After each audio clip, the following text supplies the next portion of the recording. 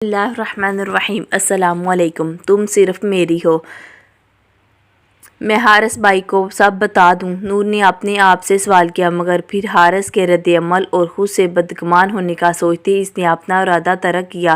اب بس ایک ہی شخص تھا جسے وہ یہ سب بتا سکتی تھی اور وہی اس کی مدد کر سکتا تھا۔ ارجے کا خیال ذہن میں آتے ہی اس کے جسم میں جان آئی۔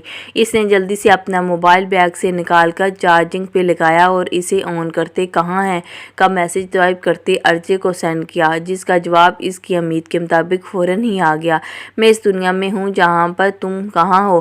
1 گھنٹے کا بولا تھا تم نے اور اب پورے 3 گھنٹے بعد میسج کیا ہے" غصے والی ایموجی کے ساتھ اس نے اپنی ناراضگی کا اظہار کیا تو نور نے اسے اپنی طبیعت خرابی کا بتایا، جس پر وہ اب پریشان ہونے کے ساتھ ساتھ اسے اپنا خیال نہ رکھنے پر ڈانٹ رہا تھا۔ "اف ارجے، بس کریں، اب کیوں ڈانٹ رہے ہیں مجھے؟ میری پہلے ہی طبیعت خراب ہے، اوپر سے حارث بھائی کو بھی میری وجہ سے اتنا کچھ سننا پڑا ابو سے" نور نے اس کے نان سٹاپ نصیحتوں اور مشوروں سے بڑے میسج آتا دیکھ کر غصے سے بڑا میسج کرتے اس کو بریک لگانے کا کہا۔ "میں ڈانٹ نہیں رہا، مجھے فکر ہو رہی تھی تمہاری۔ مجھے محسوس ہو رہا تھا کہ تم ٹھیک نہیں ہو، اور میں کتنی بار کہہ چکا ہوں کہ اپنے ابو کو ان کے حال پہ چھوڑ دو، ان کی باتوں کو دل پر نہ لیا کرو" ارجے نے پھر سے اپنا لیکچر شروع کیا تو نور نے زج ہو کر اس کے آگے ہاتھ جوڑے ایموجی سینڈ کیا۔ "ہوں، اٹھ جاؤ، کچھ کھاؤ اور بس اپنا خیال رکھو، کھانا کھا کر بتا دینا، میں پھر کھاؤں گا" "اف ارجے، ایک تو میں آپ کی اس عادت سے تنگ ہوں" نور نے اس کی بات پر مسکراتے ہوئے میسج ٹائپ کیا۔ "تو مجھے اچھی لگتی ہے اپنی یہ عادت، تمہاری فکر میں نہیں کھاؤں گا تو میں، تمہیں تو اپنی کوئی پرواہ ہے ہی نہیں" اس نے ایک بار پھر سے اپنا پسندیدہ کام شروع کیا تو نور بھی اب سب بلائے اسے تسلی دینے لگی کہ وہ سب ٹھیک ہے، پر وہ جانتی تھی کہ اب وہ نہ ساری رات خود سوئے گا اور نہ اسے سونے دے گا۔ زین، ارجے کا اصل نام زین تھا، مگر لوگ اسے زیادہ تر ارجے کے نام سے ہی جانتے اور پہچانتے تھے۔ تبھی نور بھی اس کے اصل نام کی بجائے اسے ارجے کہہ کر پکارتی۔ سے اس کی بات فیس بک پر ہوئی، جو چند مہینوں میں ہی دوستی کے ساتھ ساتھ اعتبار اور یقین کے ایسے رشتے میں بندھی کہ نور اپنی ہر بات اور ہر پریشانی اسے شیئر کرنے لگی۔ زین بھی ہر چھوٹی سے چھوٹی بات اس کو بتاتا۔ ان 4 سالوں میں وہ دونوں ایک دوسرے کے اتنے قریب ہونے کے باوجود بھی اپنی حدود میں رہے، کیونکہ نور نے زین کو پہلے ہی اپنی بچپن کی منگنی کے بارے میں بتا دیا تھا۔ اسکندر صاحب 2 بھائی اور 2 بہنیں تھیں۔ والد صاحب کا کپڑے کا اچھا خاصا کاروبار ہونے کی وجہ سے انہوں نے بچپن کافی خوشحالی میں گزارا، مگر کاروبار دونوں بھائیوں کے ہاتھوں میں جاتے ہی ان کی لاپرواہ طبیعت کی وجہ سے برباد ہونے میں چند مہینے لگے۔ تب ہی وہ باقی زمینوں وغیرہ سے اپنا حصہ لے کر اپنی بیوی بچوں کے ساتھ ماں باپ اور 2 بہنوں کا بوجھ اسکندر صاحب پر ڈال کر دوسرے شہروں میں آباد ہو گئے۔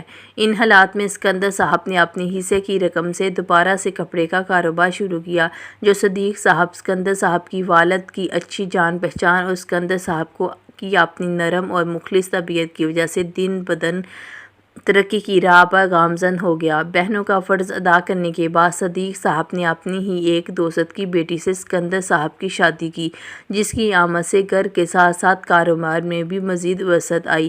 عالیہ بیگم خوبصورت ہونے کے ساتھ ساتھ ایک سمجھ بوجھ رکھنے والی خاتون تھی۔ انہوں نے اسکندر صاحب کا زندگی کے ہر موڑ پر ساتھ دیا۔ 2 سال بعد اللہ نے پہلی اولاد حارث کی شکل میں دی تو اسکندر صاحب کے ساتھ ساتھ صدیق صاحب اور عذرا خاتون، اسکندر صاحب کی والدہ، بھی بہت خوش تھی۔ گھر میں ننھے مہمان سے جیسے بہار سی آ گئی تھی۔ فریحہ اور رافعہ، اسکندر صاحب کی بہنیں بھی بھتیجے کی پیدائش پر کافی خوش تھیں۔ تبھی اللہ نے فریحہ پر بھی 4 سال بعد اپنا کرم کیا اور حارث کے 1 سال کے ہوتے ہی فریحہ کی گود میں بھی ننھی سی سائرہ آ گئی، جس کے پیدا ہوتے ہی اسکندر صاحب نے اپنے صاحبزادے کے لیے سائرہ کو چنا۔ وقت ایسے ہی تیز رفتاری سے گزرا اور 2 سال بعد اللہ نے اسکندر صاحب کو ایک اور پیارے سے بیٹے سے نوازا، جس کی پیدائش پر انہوں نے خوشی کا اظہار کرتے اللہ سے بیٹی کی دعا کی۔ انہیں شروع سے ہی بیٹیاں بہت پسند تھیں۔ حاشا کی طبیعت کے بعد وہ ہر وقت عالیہ بیگم سے یہ بات کہتے کہ اب اللہ مجھے بیٹی دے دے، پر 4 سال تک اللہ نے ان کی یہ دعا قبول نہیں کی، اور ان 4 سالوں میں صدیق صاحب کے ساتھ ساتھ عذرا بیگم بھی ان کا ساتھ چھوڑ کر اپنی نیند سو چکی تھی۔ حارث کے ساتھ ساتھ حاشر بھی اسکول جانے لگا تو ایک بار پھر سے عالیہ بیگم کی گود ہڑی ہوئی۔ اس پر اسکندر صاحب کی خوشی پہلے سے کہیں زیادہ تھی، کیونکہ اس بار ڈاکٹر نے بیٹی کا بتاتے ان کی اتنے سالوں کی خواہش کو پورا کر دیا تھا۔ انہیں بے صبری سے اپنی ننھی پری کا انتظار تھا، جو چند مہینوں بعد اس دنیا میں آئی تو عالیہ بیگم جیسے نقش اور اپنی بڑی بڑی بری آنکھوں ددیاں رگن سے وہ اسکندر صاحب کے ساتھ ساتھ حارث اور حاشر کو بھی کسی گڑیا جیسی لگی، مگر عالیہ بیگم کی بگڑتی حالات کی وجہ سے سب ہی اس گڑیا کو بھول گئے۔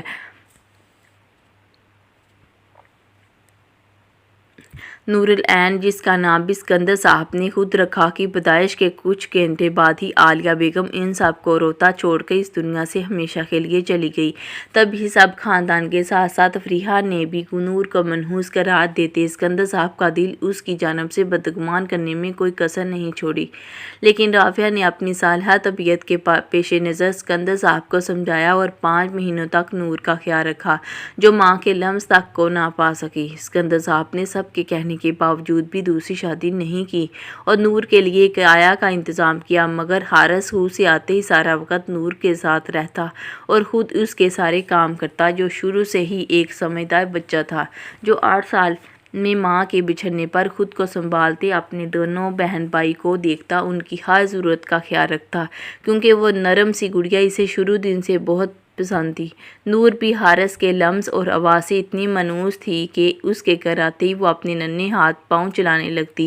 اسکندر صاحب عالیہ بیگم کی وفات کے بعد بالکل بکھر چکے تھے اور اپنے کاروبار کو بھی دوسروں کے اثاثے پہ چھوڑے خود سارا دن کمرے میں بند رہتے، مگر رافعہ کے سمجھانے پر انہوں نے خود کو سنبھالا اور پھر سے اپنے کاروبار کو دیکھنے لگے۔ تب انہی دونوں میں فریحہ کے شوہر نے دوسری شادی کرنے کے ساتھ ساتھ انہیں طلاق کا تحفہ دیتے 7 سالہ سارہ کے ساتھ گھر کے پہر گھر سے نکالا تو اسکندر صاحب کے در پر آ بیٹھی۔ بیوی کے غم کے بعد اب بہن کا دکھ اسکندر صاحب کو ادا کر گیا۔ انہوں نے فریحہ کو اپنے ہونے کا یقین دلاتے حوصلہ دیا اور کچھ سالوں تک دوسری شادی کے لیے بھی کہتے رہے، مگر فریحہ نے انکار کرتے اب ان کے بچوں کی بھی ذمہ داری لے لی۔ سارا گھر اب فریحہ بیگم چلاتی تو اسکندر صاحب بھی کچھ سال کہنے کے بعد خاموش ہو گئے۔ نور اب 4 سال کی ہو چکی تھی اور اس نے بھی حاشر کے ساتھ اسکول جانا شروع کر دیا، جو حارث کے برعکس شرارتی ہونے کے ساتھ ساتھ اسکندر صاحب کے لاڈ پیار کی وجہ سے کافی ضدی بھی تھا۔ شروع میں وہ نور کا کافی خیال رکھتا، مگر پھر اپنی لاپرواہ طبیعت کی وجہ سے اس پر بالکل دھیان نہیں دیتا اور گھر میں بھی اسکندر صاحب کی ہر وقت ڈانٹ اور فریحہ بیگم کی روک ٹوک اور ہر وقت سائرہ کو اس پر ترجیح دینے اور اسکندر صاحب کے سامنے نور کو برا بنانے کے چکر میں لگے رہنے کی وجہ سے وہ بہت چڑچڑی ہو گئی۔ ہر وقت چپ چاپ کر کے کسی کونے میں بیٹھی رہتی یا پھر بات پر رونے لگتی۔ اسکول سے بھی مسلسل آتی شکایات پر یہاں اسکندر صاحب نے نور کو ڈانٹا، وہیں حارث نے اس چھوٹی معصوم سی اپنی بہن کو سینے سے لگاتے ماں باپ بہن بھائی سب کا فرض ادا کرنے کا سوچ لیا۔ اب وہ کالج سے آتے خود نور کو پڑھاتا، اس کے ساتھ کھیلتا، اسے وقت دیتا۔ حارث کو دیکھتے حاشر بھی اب نور العین کا خیال کرنے لگا تھا، مگر اتنے سال گزرنے کے باوجود بھی اسکندر صاحب کے لہجے میں کوئی نرمی نہیں آئی، اور اگر کبھی آ بھی جاتی تو فریحہ بیگم پھر سے ان کے کان بننے میں دیر نہیں لگاتی۔ بس یار بس کرو، کب تک ایسے گن چکر بنے پھرتے رہو گے؟ زارون نے آریان کو پچھلے 2 گھنٹے سے فلیٹ میں ادھر سے ادھر چکر لگاتا دیکھ کر ٹوکا۔ تو اور کیا کروں، بنگڑے ڈالوں کہ میرے یار نے زبردستی ایک لڑکی کی زندگی تباہ کر دی؟ زارون کی بات سنتے ہی آریان جو پہلے ہی تپا ہوا تھا، اس نے مزید چلتے ہوئے کہا، تو ڈال دو، اس میں کیا ہے؟ زبردستی کس بات کی؟ نور میری تھی اور ہمیشہ میری ہی رہے گی۔ اس کے غصے کی پرواہ کیے بغیر زارون نے اندھے اچکائے جواب دیا تو آریان کو اس کا اتنا بسکون ہو کر جواب دینا زہر لگا۔ یار ویسے ایک بات بتاؤ، اب کی بار اس نے زارون کے قریب صوفے پر بیٹھتے سوال کیا۔ ہاں ایک کیا دو پوچھ لو۔ نظریں ٹی وی کی اسکرین پر جمائیں، اس نے لاپرواہی سے اجازت دی۔ کیا تمہیں اپنے عمل پر ذرا برابر بھی افسوس نہیں؟ آریہ نے ریموٹ اس کے ہاتھ سے جھپٹ کر ٹی وی بند کرتے سنجیدگی سے سوال کیا۔ کیوں افسوس کس بات کا؟ اپنی محبت کو حاصل کرنا کون سا گناہ ہے؟ اور میں نے نکاح کیا ہے، کوئی اسے اٹھا کر نہیں لایا جو تم بار بار ایسی باتیں کر کے مجھے شرمندہ کرنے کی کوشش کر رہے ہو۔ غصے سے ریموٹ اس کے ہاتھ سے لیتے وہ دنیا جہاں کا غرور اپنی آنکھوں میں لیے بولا تو آریان کو اس کی سوچ اور رویے پر افسوس کے ساتھ ساتھ غصہ بھی آیا۔ قسم سے زارون، اگر مجھے پتا ہوتا تاکہ تم اس لیے مجھے یونیورسٹی لے کر جا رہے ہو تو میں کبھی تمہارے ساتھ نہ جاتا۔ مجھے تو بار بار اس لڑکی کا رونا اور فریاد کرنا یاد آ رہا ہے۔ تم نے اچھا نہیں کیا، اور ویسے تو تم بہت اصول پسند ہو، کبھی کسی غیر قانونی کام میں کسی کا ساتھ نہیں دیتے، تو اب اپنی دفعہ تم نے ایسا کیوں کیا؟ تم اس کے گھر رشتہ بھی تو بھیج سکتے تھے نا۔ آریان جیسے زارون نے ایمرجنسی میں یونیورسٹی پہنچنے کا کہا تھا، اسے بالکل بھی خبر نہیں تھی کہ زارون کوئی ایسا کام کرنے جا رہا ہے۔ زارون کوئی ایسا کام کرنے جا رہا ہے۔ اس نے اپنے ذہن میں آتے کئی سوالوں میں سے ایک سوال پوچھا جو ضروری تھا۔ ہاں، پر مجھے پتا تھا تم اس کے گھر والے کبھی نہیں مانیں گے، اور گھر والے دور کی بات نور خود بھی کبھی نہیں مانتی، کیونکہ وہ اپنے باپ اور بھائیوں کے لیے اپنی محبت کے اپنی جان تک قربان کر سکتی ہے۔ پچھلے 10 سال سے میں محبت کرتا ہوں اس سے، بلکہ محبت کیا عشق ہے مجھے اس سے، وہ بھی جنون کی حد تک۔ تم تو جانتے ہو میں تو اپنی چیزوں کے معاملے میں کبھی کوئی لچک نہیں لیتا۔ وہ تو پھر میری محبت ہے۔ اذیت دے رہا تھا مجھے بار بار اس کا نام کسی اور کے نام کے ساتھ سننا۔ یہ سب بتاتے غصے کے مارے اس کی آنکھیں سرخ ہونے لگی تو آریان نے اپنی جان سے پیارے دوست کی یہ حالت دیکھ کر خاموشی اختیار کی، کیونکہ اب تو جو ہونا تھا وہ ہو چکا تھا۔ اچھا بس تم اب پریشان نہ ہو اور بتاؤ آگے کیا کرنا ہے؟ شام والی بات پر مٹی ڈالتے اس نے زارون سے آگے کا پروگرام پوچھا۔ کچھ نہیں، بس اب مجھے جلد جلد نور کو اپنے پاس اپنے گھر میں لے کر آنا ہے، اور کیسے یہ میں تمہیں کچھ دن میں بتا دوں گا۔ صوفے کی بیک سے ٹیک لگا اس نے کہا تو آریان نے اس بات میں سر ہلایا اور مزید کچھ کہے بغیر کچن میں چائے بنانے چلا گیا۔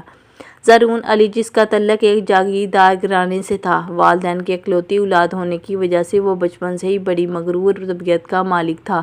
جو چیز پسند آ جاتی وہ اسے ہر حال میں چاہیے ہوتی، اور حتی شام صاحب نے بھی آج تک اسے کسی چیز کی کمی نہیں آنے دی۔ اس کی زبان سے نکلی ہر خواہش کو پلک جھپکتے پورا کر دیا جاتا تھا۔ نور کو اس نے پہلی بار آریان کے کالج میں دیکھا تھا، اس وقت وہ تقریباً 12 سال کے قریب تھی، اور شاید وہ کسی کے ساتھ آئی تھی۔ اب اس کے نہ ملنے کی وجہ سے مسلسل رو رہی تھی۔ زارون، جس کی عمر 18 سال تھی، آریان جو اس کا دوست تھا، مگر چونکہ زارون کو یہ کالج پسند نہیں تھا اس لیے احتشام صاحب نے اس کا ایڈمیشن دوسرے کالج میں کروا دیا، مگر گھر ساتھ ساتھ ہونے کی وجہ سے ان میں بھی ابھی بھی کافی دوستی تھی۔ آج آریان کی گاڑی خراب ہونے کی وجہ سے اس نے زارون کو کال پک کرنے کا کہا۔ اس کا دل بس نور کے معصومیت اور گلابی نرم گالوں پر اٹک سا گیا تھا۔ اس نے دل کے ہاتھوں مجبور ہو کر آگے قدم بڑھائے، مگر اس سے پہلے ہی ایک لڑکا اس کے قریب آیا جو شکل سے اس کا بھائی لگ رہا تھا اور اسے چپ کرواتے اپنے ساتھ لے گیا۔ پر زارون کا دل جیسے کسی نے اپنی مٹھی میں قید کر لیا ہو۔ اس نے جلدی سے باہر کی طرف ہاتھ بڑھائے چپ کرواتے اپنے ساتھ لے گیا۔ پر زارون کا دل جسے کسی نے اپنی مٹھی میں قید کر لیا ہو۔ اس نے جلدی سے باہر کی طرف قدم بڑھائے، پر اس سے پہلے ہی حارث نور کو اپنے ساتھ گاڑی میں بٹھا کر لے جا چکا تھا۔ اگلے دن زارون نے آریان کے کالج میں آتے اس لڑکے کو ڈھونڈنے کی بہت کوشش کی جس کا نام تک بھی وہ نہیں جانتا تھا، مگر ایک ہفتے بعد اس کی ہر کوشش بیکار گئی۔ اس نے کافی لڑکوں سے جاننے کی بھی کوشش کی، مگر کسی کو بھی اس کے بارے میں نہیں پتا تھا۔ تبھی وہ مایوس ہوئے بغیر اسے ایک مہینے تک تلاش کرتا رہا، مگر اسے لگ رہا جیسے وہ اس دن کے بعد کالج ہی چھوڑ گیا یا پھر وہ کالج کا اسٹوڈنٹ تھا ہی نہیں۔ پر زارون نے تب بھی امید نہیں چھوڑی اور آریان کے ساتھ مل کر کالج میں کافی لوگوں سے اس کے بارے میں پوچھا، پر مسئلہ یہ تھا کہ اسے اس لڑکے کا نام معلوم نہیں تھا اور نہ ہی یہ پتا تھا کہ وہ کون سی کلاس میں ہے۔ 2 مہینے بعد بھی کوئی سرا ہاتھ نہ آتے دیکھ کر وہ کچھ مایوس ہوا۔ ویسے بھی اسے اپنی پڑھائی مکمل کرنے کے لیے کچھ ہی دنوں میں مانچسٹر جانا تھا۔ اس لیے وہ وقتی طور پر یہ سب بلائے اپنی تیاری میں لگ گیا، مگر آج اتنے سال بعد بھی وہ اس چہرے کو بھولا نہیں سکا۔ اور ابھی کچھ سال پہلے جب وہ پاکستان واپس آیا تو اس نے آریان کے ساتھ مارکیٹ میں اسے دیکھا، جس نے پچھلے 6 سالوں میں ایک سیکنڈ بھی اسے سکون لینے نہیں دیا، جو اب بھی اسی دن کی طرح اپنے کھو جانے پر رو رہی تھی، اور بڑی ہونے کے باوجود بھی بچپن والی معصومیت ابھی بھی اس کے چہرے پر باقی تھی۔ زرون نے آریان کو پیچھے چھوڑتے جلدی سے قدم اس کی جانب بڑھائے، کیونکہ اب وہ اس موقع کو اپنے ہاتھ سے گنوانا نہیں چاہتا تھا۔ پر اس سے پہلے ہی ایک لڑکی اور ایک عورت اس کے قریب آئی اور وہ ان کی طرف بڑھتے ہی عورت کے گلے لگتے پھر سے رونے لگی۔ نور، کیا ہو گیا؟ کیا بچوں والی حرکت ہے یہ؟ ہم دونوں یہیں پر ہی تھے۔ عورت نے اسے لوگوں کی وجہ سے خود سے الگ کرتے سمجھایا تو اس کا نام زرون کے کانوں میں پڑا۔ زرون، کیا ہوا ہے؟ یہاں کیوں کھڑے ہو؟ آریان نے، جو زرون کے ساتھ ہی مانچسٹر میں اپنی پڑھائی مکمل کرنے کے لیے گیا تھا اور اتنے سال ساتھ رہنے کی وجہ سے ان کی دوستی مزید گہری اور پختہ ہو چکی تھی۔ کچھ نہیں، بس وہ نور۔ زرون نے پیچھے موڑتے اسے جواب دیا اور دوبارہ پلٹ کر دیکھا تو وہاں موجود نہیں تھی۔ کون نور؟